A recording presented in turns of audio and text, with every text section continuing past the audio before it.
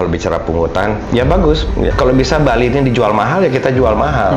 Dana itu akan dibawa kemana? Dialokasikan untuk apa? Siapa yang dikasih uang ini nanti untuk apa? Nanti biar enggak uang yang dipungut untuk kepentingan Bali nanti menjadi biaya pilkada, menjadi biaya pemilu. Kan ini yang kita tidak inginkan. Jangan hanya mendengar dari para yes men. Tapi poklinya banyak loh sebenarnya kan. Pokli banyak kemudian namanya gajah pokli itu apa gaya pokli itu pokli Tren Margatang top begitu. Kenapa harus semua Bali diserahkan kepada investor? Nyama Bali itu siap kok. Kalau mau bawa orang ajak mesekel, saya yakin kok. Tok semprong ya. Jadi kayak itu. Ya, kita sambung ini biar suasananya tadi kita break biar adem dulu lah. biar nggak panas kita ini. Panas adem. Panas adem harus panas dingin lah, panas dingin gitu kan. Aji, dari perspektif Ji selaku pelaku pariwisata, apa yang disampaikan Pak Made Arjaya, Uli Setiawan tadi juga soal kekhawatiran tadi tersisih kita, kemudian ya, PKB konteksnya juga di Kelungkung ada kawasan penyangga, ada seperti KN gitu misalnya tanda kutip dijual ingin ditawarkan kepada investor. Nah ini kan pengusaha punya banyak kenalan investor dulu kalau waktu nggak salah waktu nyalon wali kota ya adalah wali kota Denpasar kan juga banyak pemikiran-pemikiran Ji tentang ekonomi yang Ji juga menyampaikan akan membawa investor untuk pembangunan marina dan sebagainya lah. Nah ini gimana kira-kira Ji pemikirannya Ji untuk tadi pungutan dulu baru PKB di Kelungkung? Ya kembali lagi seperti dikatakan di Wayang tadi, kalau bicara pungutan, ya bagus. Ya juga beli Made. Kalau bisa Bali ini dijual mahal, ya kita jual mahal. Nggak apa-apa kita trial setahun setelah kita putuskan berapapun nilainya kan gitu. Nah tinggal sekarang dana itu akan dibawa kemana, dialokasikan untuk apa? Nah itu pertanyaannya. Kan harus jelas. Karena jangan sampai seolah-olah nanti ada khawatir lagi, oh ini politis lagi kan begitu. Betul. Kembali lagi tadi kan saya udah katakan, kita nih Bali punya nggak sih dana abadi? Jika terjadi ada pandemi kedua, ketiga, keempat, pasti nata limo aja pusat terus. Kenapa kita harus begitu terus? Nah sekarang kembali. Ingat ya, ada satu hal yang sangat yang miris sekali. Ini seorang local genius yang orang hebat sekali nih, seorang pematung yang dahsyat kali ini bisa menciptakan sebuah patung, gitu, ya. Dan sekarang patung ini terkenal ke seluruh dunia. Tapi pemiliknya bukan orang Bali, mungkin semua udah tahu nih. Pak bilang aja Pak Nuarto gitu, GWK. Nah kenapa akhirnya investor luar yang mengambil alih itu? Tanah Pemprov aja berapa sih itu? Tanah desa ada berapa di sana itu? Sekarang dari parkir aja bisa semiliar sebulan itu. Dan sekarang kembali kenapa harus semua Bali diserahkan kepada investor? Nyama Bali itu siap kok. Kalau mau bawa orang ajak mesekel, saya yakin kok. Tok semprong ya. Jadi kayak itu. Jangan lihat triliunnya. Triliun kalau dibagi sekian juta manusia di Bali pada 1 juta, dan itu pun mereka bisa cicil. Bisa kok. Dan sebenarnya konsep itu kan sudah kalau tidak salah sudah terakomodir lewat yang namanya obligasi daerah. Saya lupa aturan hukumnya, tapi itu ada instrumen itu, daerah bisa mengeluarkan obligasi kemudian untuk pendanaan, dan tadi mekanisme sebenarnya seperti yang Haji bilang itu mungkin nggak diterapkan nanti di PKB gitu Ji. Kalau daripada seperti Pak Ade bilang kita menarik investor atau kawas penyangga itu untuk menarik investor luar gitu. Ya sekarang kan kita bicara kepentingannya dulu gitu. Kalau itu terus nanti akan biar bisa sustainable ke depan itu. Untungnya untuk siapa dulu? Kalau untuk rakyat, rakyatlah serahkan dulu. Tawarkan kepada masyarakat kita. Nah Bali liu-liu kok ngelapis kalau mengungkap gitu. Ya nggak? Daripada dia bawa kemana-mana, ya kenapa tidak dikembalikan? Salah contoh-contoh yang lihat, yang pelajari beberapa negara yang berkembang hebat sekarang. Contoh Venezuela, mereka mengedam dirinya ya, memban dirinya tidak mau dengan luar.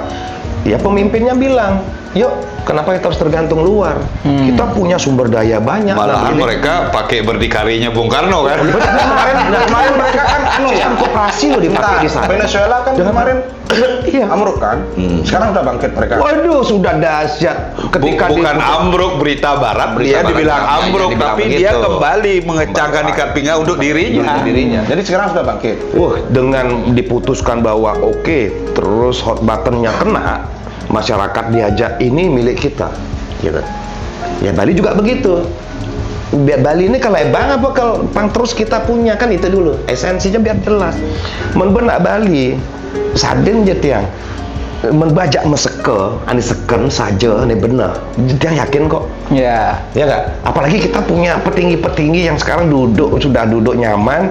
Ide pada mesyupiah tiap bulan, masa sih nggak sampai kok nggak mau gitu ya nggak, untuk demi Bali, karena kalian kan dipilih oleh rakyat Bali itu sendiri.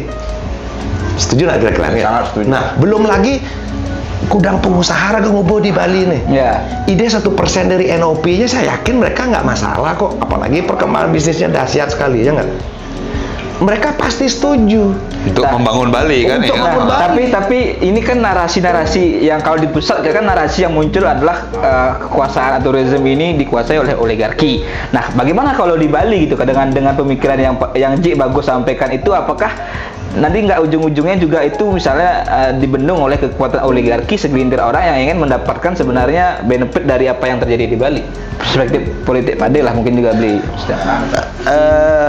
Kalau saya melihat ya, jadi baik di pusat maupun di daerah, ini kan jabatan gubernur, jabatan di dewan ini kan terbatas. Jadi 2 periode lah, kemudian dewan boleh di PDI berperiode kan itu. Belum lagi kalau pindah ke partai lain lagi bisa belum lagi berperiode pindah ke juga. partai lain ya, seperti desas-desusnya Pak Kadek saya yang di Gianyar Pak Kadek katanya ke partai lain katanya kan gitu. Yang batal dipecat. Maksudnya begini, dalam masa jabatan anggaplah 2 periode gubernur. Jadi kalau dengan investor luar itu kan clear selisihnya. Komisinya lah.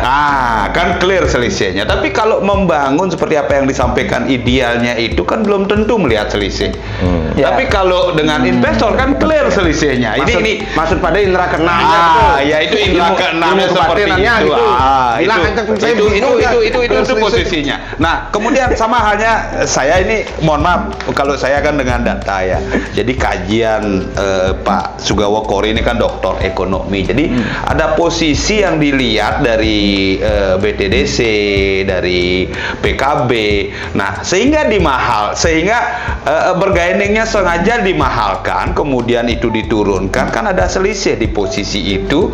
Jadi ada win-win solution kan kecurigaan kita kan seperti itu. Nah, kenapa kita bangun ini, kenapa enggak orang Bali yang disuruh berebut di posisi itu? Karena pemikiran saya begitu PKB dibangun ya kayak art center lah. Jadi kawasannya semua untuk seni dan budaya yang bisa hidup itu rakyat kecil yang jualan yang dan lain sebagainya. Nah, kalau ini yang di atas sedikit lah nanti dibangun apa kayak awalnya GWK. Karena GWK saya yang nangan loh, tanah Pemda, saya ketua pansus aset, kita tahu 3,5 hektar itu burungnya itu, bangunan itu di tanah Pemda yang dulu kita taruh sampah. Karena mohon maaf, itu kerjasama yang sebenarnya visibility tadinya sudah untung, tapi pemerintah oknumnya kan tidak dapat untung karena kerjasama pemerintah kan. Nah, sehingga minta untung Nuarto seniman kan tidak mau dia. Dia disuruh bangun, kemudian begitu menghasilkan ada yang bagi-bagi, ada saham-saham, ya saham kosong. Posisi Pak Nuarto itu pada waktu itu tidak mau seperti itu. Nah, dimainkanlah, di stop bantuan subsidi dari dulu kan besi dibantu oleh ESDM dan lain sebagainya. Untuk patung ya akhirnya di stop. Ya akhirnya apa? Mereka angkat tangan kan harus keluar. Sampai Pak Nuarto bawa-bawa pedang melawan saudara-saudara kita nih. Ya, dalam artian posisi ini kita harus berpikir jernih untuk Bali ke depan. Seperti tadi pungutan dan lain sebagainya kan kita ingin berpikir jernih Bali untuk Bali. Begitu Bali nanti menjadi destinasi mahal, artinya kan bonapiditas turis yang bonapit yang datang ke Bali, pengusaha bonapit pun akan muncul. Entah itu orang Bali, entah itu investor kan muncul gitu loh. Tapi cuman kan kita harus siap dulu. Siap melawan Thailand, siap melawan Singapura yang bisa mensubsidi. Tapi dana yang kita dapatkan ini kan untuk memperbaiki yang seperti tadi disampaikan, yang mampu menarik ini. Nah, ini harus dikaji betul ini. Posisinya apa yang diperbaiki, siapa yang dikasih uang ini nanti untuk apa? Nanti biar enggak uang yang dipungut untuk kepentingan Bali nanti menjadi biaya pilkada, menjadi biaya pemilu. Kan ini yang kita tidak inginkan. Ya, kalau perbaikan. Jadi masyarakat Bali ngayah, gena semuanya sudah ditanggung oleh pemerintah gitu kan, clear. Hidup adat dan budaya. Nah, jadi kan lu kena peturunan. Nah, kemudian yang mana dibawahi oleh pemerintah, yang mana tidak, banyak kasus seperti Sakyan Antrapuri dengan pemerintah.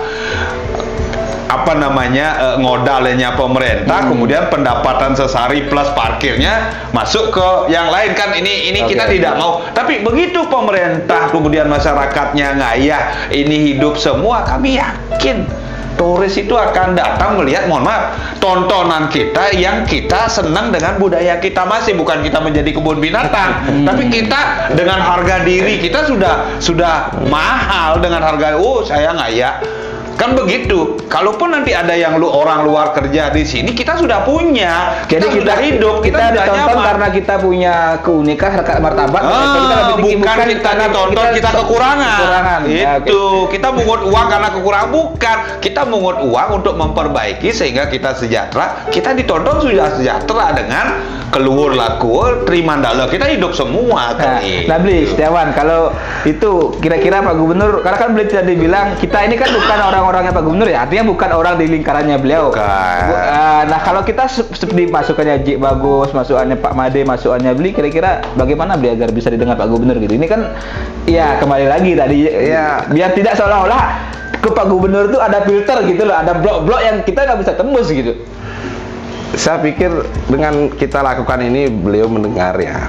Soal hasilnya nanti kalau saya pribadi pinjam istilah saudara kita yang muslim ya, walau alam lah. Nanti terserah beliau lah. Yang penting kita menyampaikan dengan baik ya apa yang harus kita sampaikan gitu. Makanya tadi saya bilang sama Pak Yan sebelum acara ini, kalau saya tahu narasumbernya Pak De Arjayo, saya nggak mau datang nih. Kenapa? Maaf ya. Secara garis pemikiran ya sama lah itu cuma personalnya aja beda. Beliau Pak Made Arjayo yang politisi kawakan, saya juniornya gitulah, arti hormatlah dulu sama beliau. Duluan. Nah, kan seperti itu, makanya saya lebih mendorong seperti yang saya sampaikan tadi sama Pak Bagus ya kita mulailah setting tokoh-tokoh Bali itu yang dari beragam pemikiran itu loh, kayak Indonesian Lawyer Club lah kalau kita boleh. Cuma pertanyaannya Pak Gubernur mau nggak? Karena kan di Pak Mangku ada yang namanya apa istilah tadi, Simakrama ya? Simakrama. Tapi kan itu hilang di era Pak Koster, seolah-olah Pak Koster ini tanda kutip ada dikritik. Mudah-mudahan nanti indeks demokrasi kami pada terus ada penyampaian aspirasi yang tanpa batas kan yang direnon setiap minggu itu. Podium Bali bebas bicara. Bebas bicara apa saja lagi. Saya menyambung Pak Made Arjayo ya. Saya menyambung Pak Made Arjayo tadi disampaikan mungkin tapi saya nggak masuk ke ranah itu ya. Tidak ada kekhawatiran bahwa rekomendasi nggak akan ke Pak Koster lagi, tapi pada Bu Bintang atau pada Pak Giri atau apalah, saya nggak masuk ke sana. Tapi saya berasumsi dulu lah bahwa periode kedua nanti tetap Pak Koster. Tetap Pak Koster gitu asumsinya. Nah, dengan acara yang sekarang ini, mudah-mudahan di periode kedua nanti beliau mau berubah lah, minimal mau mengundang yang berbeda lah. Artinya kita ini diajak bareng ngobrol lah. Itu loh, kita diajak bareng ngitungin bumi Bali walaupun saya megaje gitu loh, tapi sumbang pemikiran kan. Jangan hanya mendengar dari para yes men. Tapi poklinya banyak loh sebenarnya kan. Pokli banyak sih, kemudian namanya gak pok ini pokli itu apa gay pokli tren margatang top gitu. Nah, kalau kayak saya ya, jadi kita melihat ini kita politisnya, ini surat edarannya nggak? Ya, kembali ke surat edaran. Jadi ini kan sangat politis di posisi pelaksana sekda ke bawah, politis di posisi gubernur kalau kita berpikir positif kan itu. Jadi ini tidak bisa dieksploitasi untuk elektabilitas karena rakyat kan merasa dipermainkan dari posisi ini. Karena di poin berikutnya ini ada pembatasan yang tidak boleh, ada yang di-stop, ada proyek-proyek dan lain sebagainya. Kalau nggak salah juga ada bantuan pada masyarakat. Yang saya baca kalau nggak salah. Kemudian diklarifikasi oleh Pak Gubernur di sidang paripurna seolah-olah oleh wakil, dia ngomong dengan wakil kita, seolah-olah kita rakyatnya ngomong dengan wakilnya, seolah-olah sudah clear. Ya. Padahal ini kan sudah tidak clear. Dia bilang beliau sudah berpengalaman di Banggar, ada yang beliau khawatirkan. Cuma tidak sebodoh itulah saya gitu pun. Kan angkanya jelas, prediksinya jelas, karena estimasi kan APBD itu kan estimasi. Ini estimasi pelaksana teknis sudah seperti ini. Nah, maksudnya ini sudah jelas yang proyek sebelum ini di stop, bukan dikendalikan. Nah, kalau bahasanya dikendalikan mungkin efisiensi, tapi dalam pemikiran saya harus ada efisiensi. Tapi dalam posisi tahun politik apa mungkin anggaran diefisiensi? Kenapa? Karena seperti tadi semua mencari selisih di posisi itu kan. Kalau diefisiensikan kan kontraktornya tidak dapat apa-apa. Hanya dapat diperiksa aja di akhir kan itu. Karena mungkin pejabatnya tidak mau dikurangi 7,5%-nya tidak mau dikurangi 14 15 ya berapalah kan gitu yang sering kita dengar lah di umum itu ya, sehingga ada kajian ini kalau di efisiensi 10% aja itu sudah 775 miliar. Coba bayangkan efisiensi 10% aja, ini kan baru setengah tahun anggaran, belum banyak proyek besar yang berjalan. Ya. Ya biasanya kan di akhir. Nah, ini kalau di efisiensi clear bisa, tapi cuman jangan hanya dipolitisasi posisi itu, tapi diklirkan. Jadi Sekda harus menyampaikan, merevisi apa yang dibuat surat edaran ini dengan kajian yang jelas. Berarti sepanjang surat edaran nggak direvisi, artinya ini yang berlaku karena ini tertulis. Pernyataan Pak Gubernur kan klarifikasi Gubernur Pak Koster selaku gubernur saja bahwa artinya ada apa antara gubernur dengan Sekda. Oke, berarti dan kemudian direvisi dalam SE itu kan? Iya, direvisi kalau memang benar itu. Benar nggak nanti 600 miliar itu dapat dari PTDC? Benar nggak 600 miliar itu dapat dari PKB? Karena dalam administrasi, dalam apa namanya istilahnya akuntansi, sebelum uang itu masuk nggak bisa dicatatkan. Nggak ada uang gitu. Nggak ada uang. Ini artinya Pak Dewa Indra ini nggak ada uang, walaupun sudah jelas ini nanti akan dapat. Bukan sudah jelas masuk nggak uangnya, kan belum tercatat di sini gitu loh. Jadi kalau saya lebih percaya defisitnya ini loh defisitnya. Nah kalau defisitnya ini proyek semua di berikutnya ini ditunda dan di stop, masyarakat loh yang kena.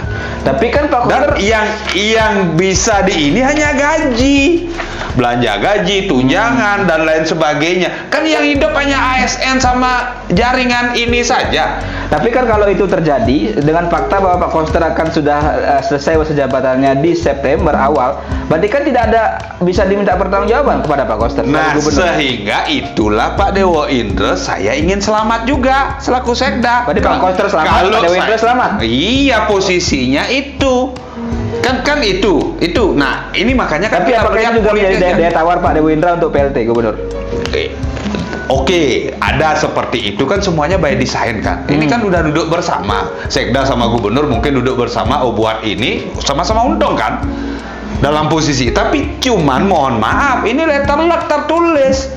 Nggak sadar Pak Koster ini tertulis kemudian diklarifikasi secara salah aljabah, bawahnya salah, berarti Pak Gubernur tidak cermat mengelola bawahan kan begitu posisinya. Kalau kecermatan tidak cermat menganggarkan kan itu. Nah, jadi itu kita ke Pak De lebih dalam lah ini.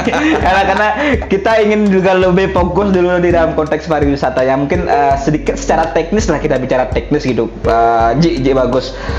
Ketika nanti pungutan ini terjadi, entah berapapun jumlahnya, apa masukan secara teknis? Satu kan belum jelas di perda itu yang saya baca, belum jelas bagaimana teknis, karena itu akan diserahkan tadi oleh peraturan teknis, hanya disebutkan secara umum dan dari sisi waktunya.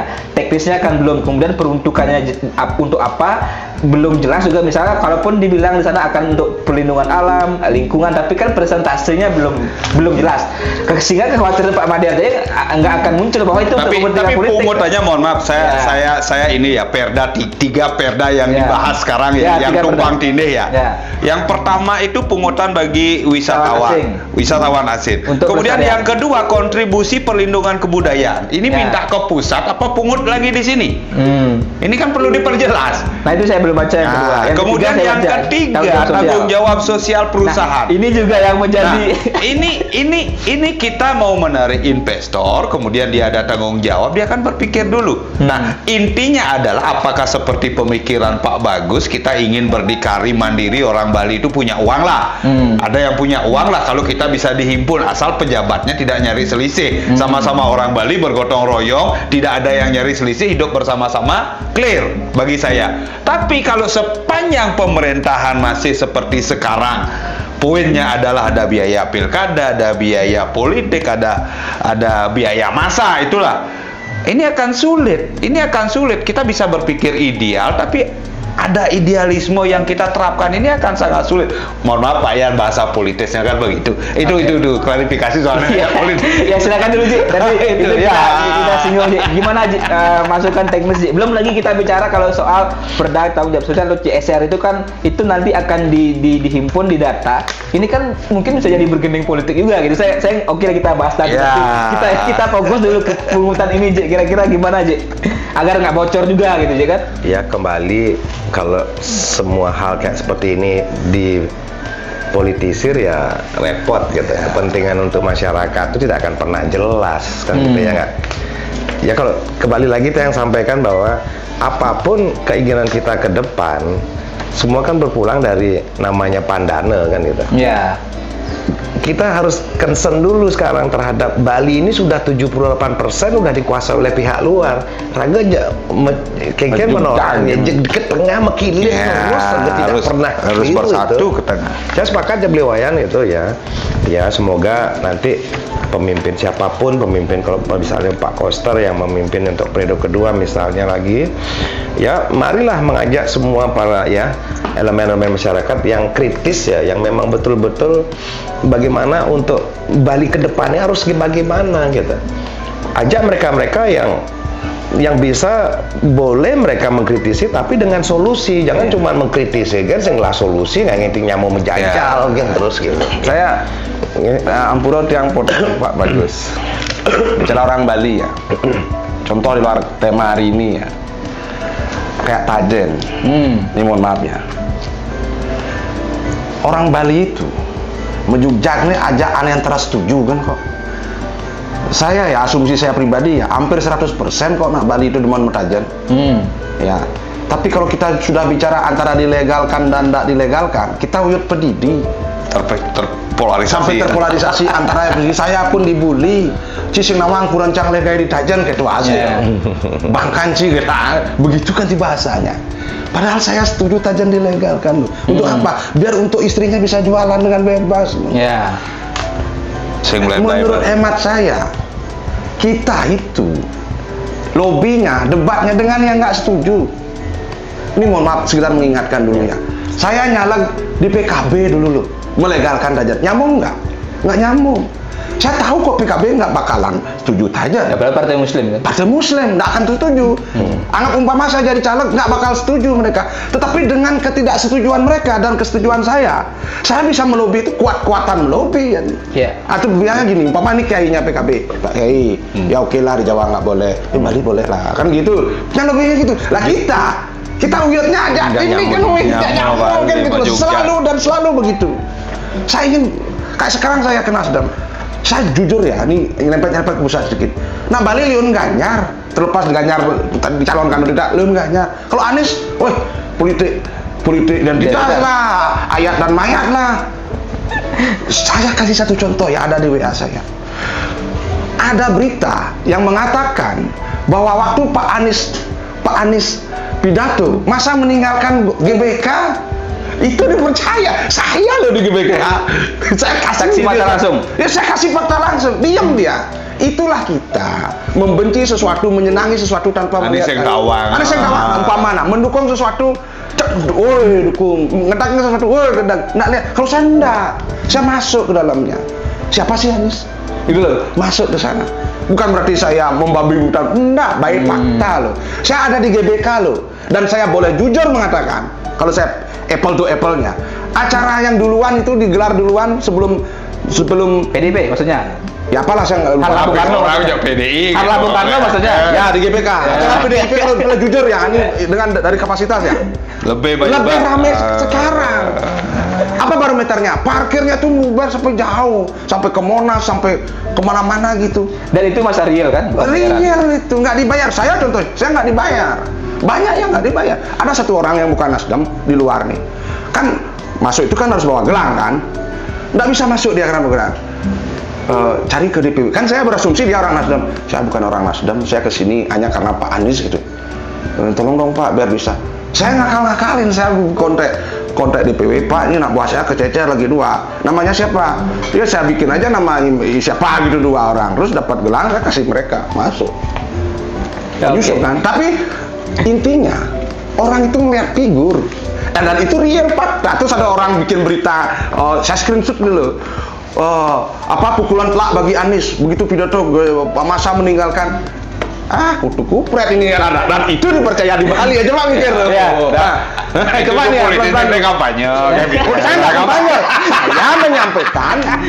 Lu ada videonya, saya kirim ada videonya. Iya.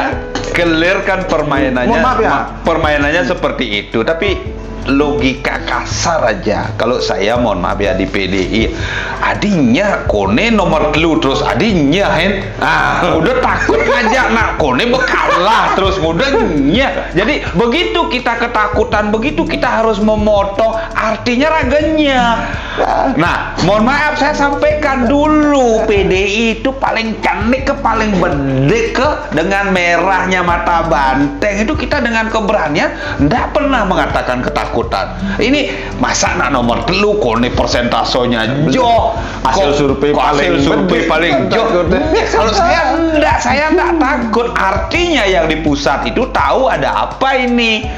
Melihat Surya Paloh-nya, karena mohon maaf sekian pemimpin nasional itu Surya Paloh udah punya insting kayak Jokowi, Surya Paloh bersama Prabowo. Mohon maaf loh, kita fair aja sampaikan. Tapi posisi ini ditakutkan karena DKI terulang di Pilpres. Mohon maaf, sehingga sekarang berpikir lagi PDI pakai Puan apa pakai Ganjar, terus wakilnya siapa? Oh, Sandiaga Uno punya uang apa yang enggak punya uang, idealisme apa kapitalisme, kan itu. Tapi kalau ke PDI yang sosialis marhaen, kalau saya enggak sepakat. Sandiaga Uno kan kapitalis murni, neo kapital lagi, kan itu maksudnya. Secara ideologi enggak ya, kita sama-sama Ini kita mungkin sedikit beri kesempatan kepada J Bagus. Ini salah satunya yang bukan orang partai. Walaupun beliau pernah menjadi calon wakil wali kota, tapi kan beliau bukan orang partai. Kalau belum berKTP partai kan? Dulu saya cikal bakal yang sebelah ini, sebenarnya saya di sana. Oh, di PDIP. Tapi sekarang iya, jadi saya nggak mau cerita itu dari nggak motor, dia bandingan spion. Sekarang move on gitu kan orang bilang kan gini, people don't care how much you know until they know how much you care, gitu ya. Anda tidak harus sebagai seorang legislatif, tetapi apa yang bisa Anda berikan kepada masyarakat Anda tanpa Anda harus duduk. Contoh, sini ada ngajum ibadah, ngajum sekah pendiding udah men. Setelah yang di Denpasar ya menganganin ada wakil mendesa, suka tidak suka mereka, tetapi apa yang menjadi misi visi saya sudah terrealisasi. Itu yang pertama.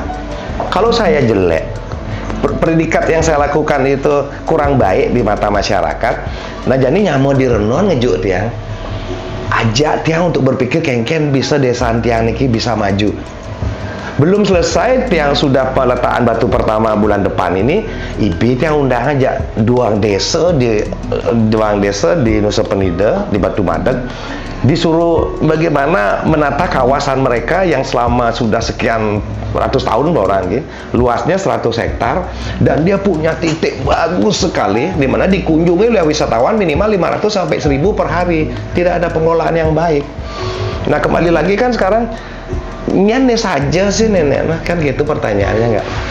Yang sudah dipilih oleh rakyat yang duduk di sana, betul dia memikirkan rakyatnya atau tidak, kan gitu. Yang lihat sekarang ngiring pun ya, sementuan sarang sami kan begitu aja. Ngiring jak murad sariro gitu. Nak nyamuk sementuan Bali nak wikan-wikan kok gitu. Kalau tepuk tiang nek besik kang ino, besik ngauh, besik ngelot. Jadi sing ada ane mau bersepakat gitu. Ngiring jak konsensus cepok gitu ya kan. Mai negak Nyanane merasa yang punya visioner, siapa yang punya bisa menarik investor, siapa yang mengerti perencanaan, duduk bersama. Harus begitu sekarang. Nah, kita cepat di Bali ini mestinya benglah menggenap-genap kok. Kita apa yang bisa kita banggakan sekarang di Bali dengan macet kayak jakonya. Terus gayanya underpass tolak. Kan jalan layang tolak. Semua saya gini loh soal tadi, mohon maaf nih Bagus Tiang potong lagi kan begitu. Karena di awal acara kan sudah tanya kan soal kemacetan tadi, ya kemacetan. Saya pikir pepatah mengatakan ada gula ada semut kan, berarti gulanya banyak di sana sehingga semutnya banyak datang kan. Dengan begitu datang banyak semut kan macet jadinya rame kan. Teman saya bilang macet ekonomi lancar, lancar ekonomi macet. Ya benar, waktu Covid kan lancar. ekonomi macet kan. Tapi begini, kalau ada gula ada semut, masalahnya bukan dari saya nggak sependapat dengan senior saya berdua ini ya. Solusinya bukan solusi utamanya ya. Kalau solusi rentetannya oke lah, kita buat jalan layang, kita buat underpass, ya kan. Tapi solusi utamanya adalah bagaimana tantangan dari para pemimpin Bali itu untuk menggeser gulanya. Jangan di sana. Sehingga sumber-sumber gula itu bisa sedikit menyebar, Pak D. Contoh nih ya, ini berdasarkan pengamat nyatanya. Iya. Nak aleng di Pleleng, makanya ke Kuto. Nak aleng Karangasem, makanya ke Kuto. Nak aleng Bungkasem, makanya ke Kuto. Saya potong ya, kembali karena saya politisi. Ini Ya. kan begitu politik itu dikuasai oleh keluarga-keluarga atau oligarki, seperti itulah jadinya. Nah, Mohon maaf loh, perencanaan bandara di Bali Utara dari zaman Belanda loh. Betul. Ya. Mohon maaf, Ya. bukan dari eranya tapi Pak karena Mahfud, hanya bukan. satu Tapi titik penolakan hanya karena aja. sesuatu, mohon maaf, harus dipotong di sana karena Oke. ya Partai A lah yang berkuasa, PDI lah, jadi Pak Koster kebetulan dari PDI, stop. Kenapa? Mohon maaf, bukan lagi keputusan partai, keputusan orang per orang bisa menyetop proyek yang sudah direncanakan oleh pemerintah, Puluhan termasuk tahun. Pak Jokowi juga diam. Itu satu. Ya kan Kemudian petugas partai. yang kedua, mohon maaf, Acung betul. Acung, ya, bukan yang kedua, perencanaan ya, sekarang dah, mohon maaf, 100 tahun ke depan, itu loh. Yang di depan mata ini aja ndak kok 100 tahun kita berpikir. Ya, di depan mata defisit. Iya, di depan aja defisit belum terselesaikan. Kita berpikir 100 tahun pas Joja. Jani Ben Mani Ben Puan kita pikir ya sampai 25 tahun lah seperti Tapi apa undang-undang. mungkin pikirannya beliau reinkarnasi jadi gubernur Nah, lagi? itu jadi posisinya seperti tadi kita ya baca bukunya Tan Malaka lah, ada logika terakhir kan itu ya. Kalau umpamanya reinkarnasi kemudian kita merasakan reinkarnasi itu kan ya omong kosong lah kan itu. Tapi cuman posisinya adalah kita berpikir real bagaimana Bali seperti tadi disampaikan apa yang bisa kita lakukan untuk mendapatkan, untuk menjaga kultur adat budaya kita. Dari pungutan oke, cuman teknisnya ayo kita duduk bersama. Duduk bersama dengan travel agent yang punya turis, yang punya apa. Mari duduk bersama, Bali butuh ini loh. Untuk ya Parahyangan, Pawongan, Palemahan. Nah, ketiganya ini mohon kami dibiayai clear untuk ini, jangan cawil-cawil.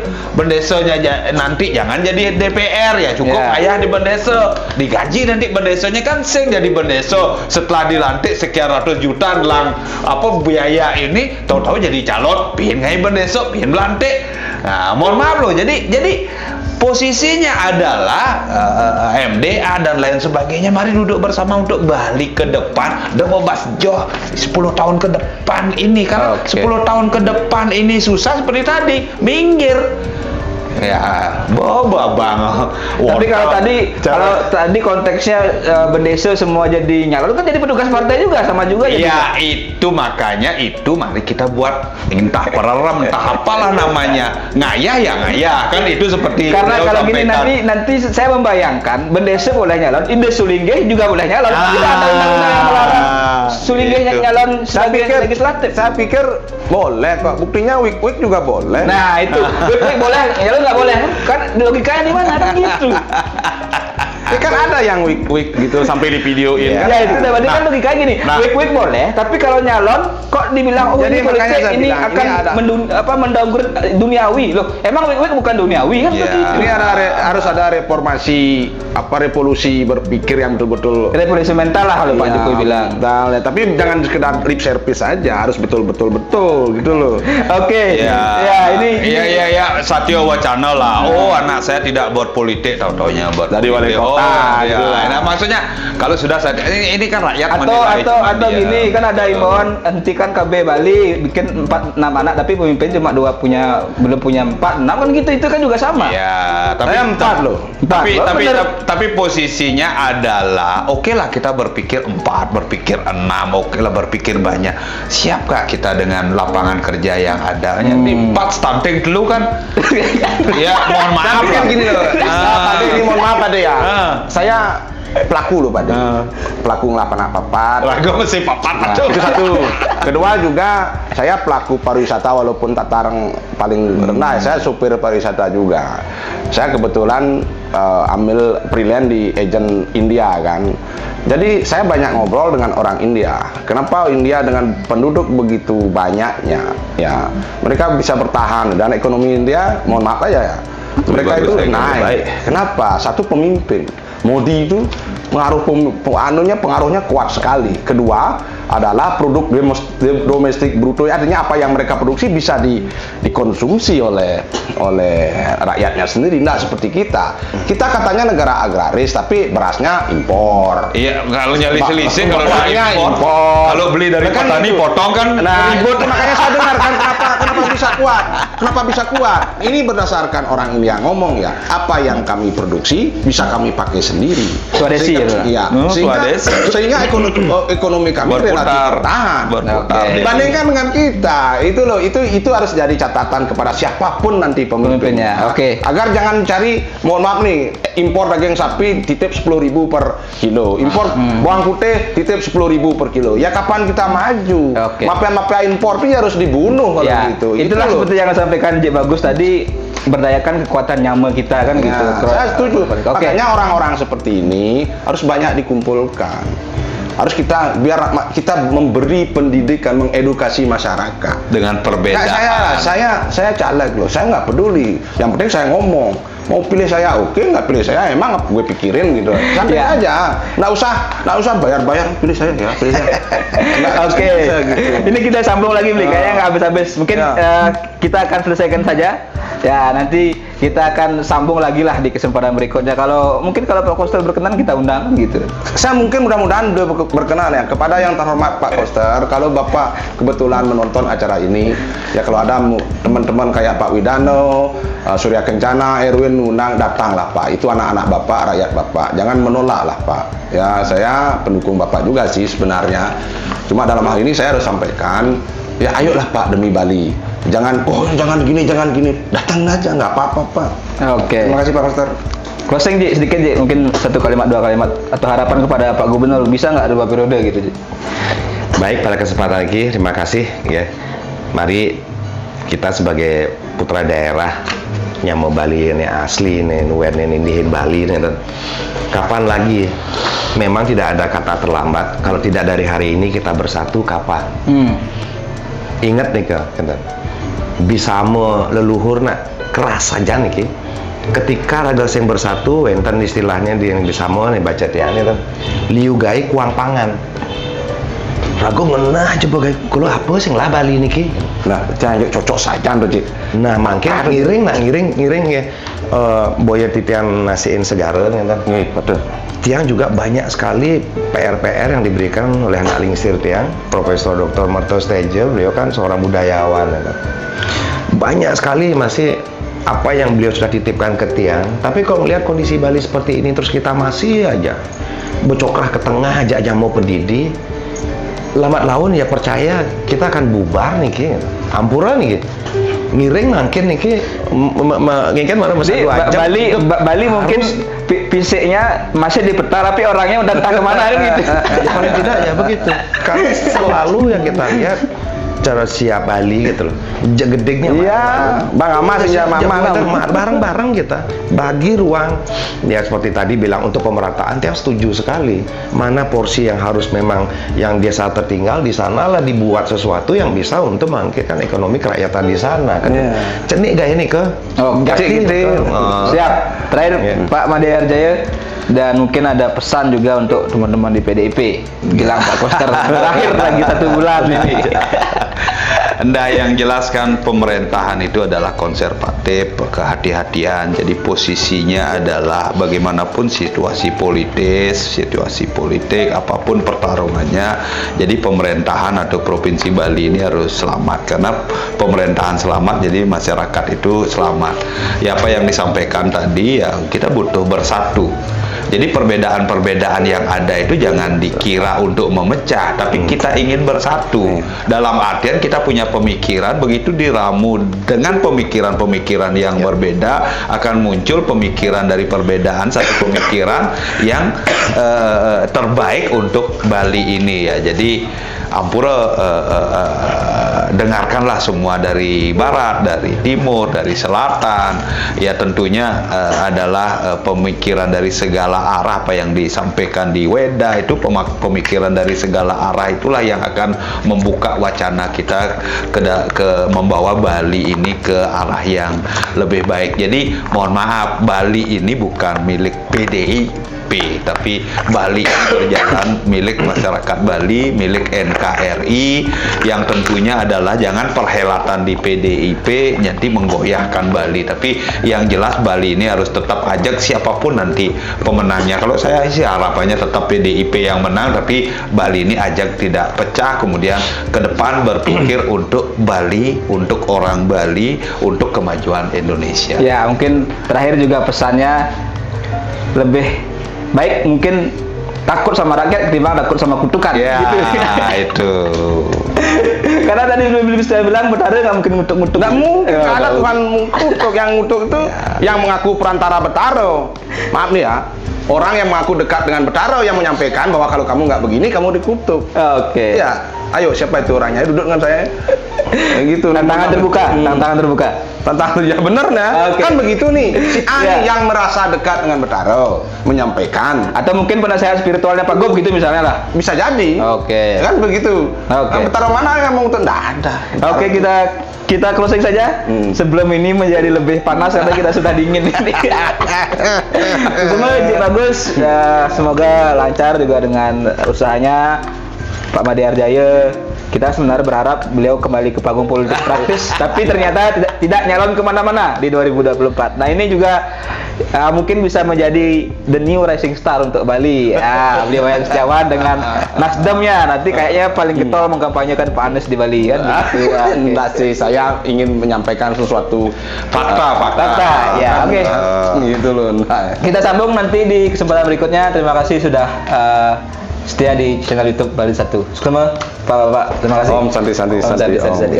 Ini nyambung ya tadi nyambung Anies ya, mohon maaf.